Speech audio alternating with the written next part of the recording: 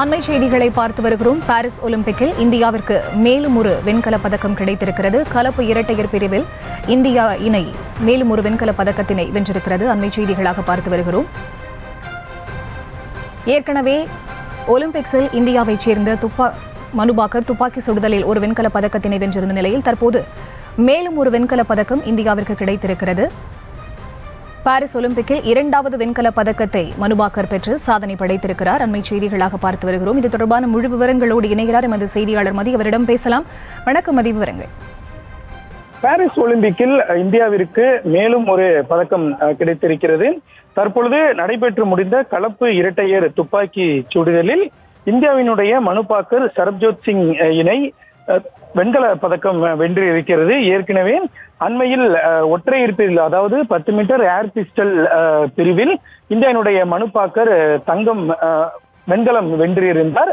துப்பாக்கி சுடுதலில் இந்தியாவை சேர்ந்த வீராங்கனை ஒருவர் பதக்கம் வெல்வது அதுவே முதல் முறையாக இருந்த நிலையில் தற்பொழுது இன்று நடைபெற்றிருக்கக்கூடிய கலப்பு இரட்டையர் பிரிவிலும் மனுபாக்கர் இணை பதக்கம் வென்று சாதனை படுத்தி இருக்கிறது. இரண்டாவது முறையாக மனுபாக்கர் நடப்பு ஒலிம்பிக் தொடரிலேயே பதக்கம் வென்று இருக்கிறார். ஏற்கனவே ஒரு வெண்கலம், இந்த வெண்கலத்தின் சேர்த்து இந்தியா இதுவரை இந்த நடப்பு ஒலிம்பிக்கில் மொத்தம் 2 வெண்கல பதக்கங்களை வென்று இருக்கிறது. ஒன்று மனுபாக்கர் தனியாக வென்றிருந்த நிலையில் தற்பொழுது இணையுடன் சேர்ந்து மற்றொரு வெண்கல பதக்கத்தையும் வென்று சாதனை படுத்தியிருக்கிறார்.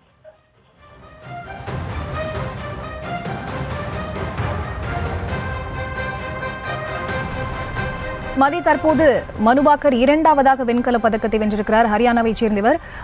முதல் பெண்மணி இந்த துப்பாக்கி சுடுதலில் இந்த வெண்கல பதக்கத்தினை வென்றிருக்கிறார். இது தொடர்பாக முழுமையான விவரங்கள் மதி.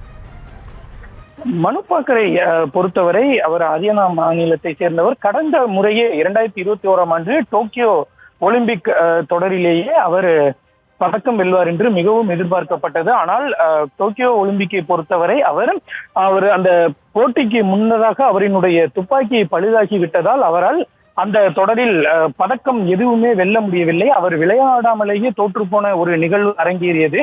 அதனால் அவர் மிகுந்த உடைந்து அழுது கண்ணீருடன் அவர் அந்த போட்டி நடைபெறும் இடத்தை விட்டு வெளியேறி இருந்தது மிகப்பெரிய ஒரு கலக்கத்தை ஏற்படுத்தி இருந்தது. ஆனால் அடுத்த முறை நிச்சயமாக பதக்கம் வெல்வேன் என மனுபாக்கர் உறுதி அளித்திருந்த நிலையில் அவர் உறுதி அளித்தது போலவே இந்த முறை ஒன்று இல்லாமல் 2 பதக்கங்களை வென்று சாதனை படுத்தியிருக்கிறார். அது மட்டுமல்லாமல் துப்பாக்கி சுடுதலில் இந்தியாவை பொறுத்தவரை இதுவரை யாருமே மகளிர் பதக்கம் வென்றதே கிடையாது.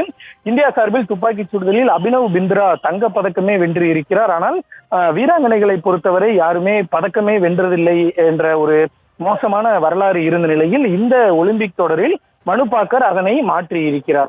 மதி, தற்போது மனுபாக்கர் ஏற்கனவே ஒரு வெண்கல பதக்கத்தை வென்றிருந்த நிலையில் தற்போது இந்த கலப்பு இரட்டையர் பிரிவிலும் கலந்து கொண்டு இரண்டாவது முறையாக வெண்கல பதக்கத்தை இந்தியாவுக்கு பெற்று தந்து ஒரு பெருமையை தேடி தந்திருக்கிறார் என்றே கூறலாம்.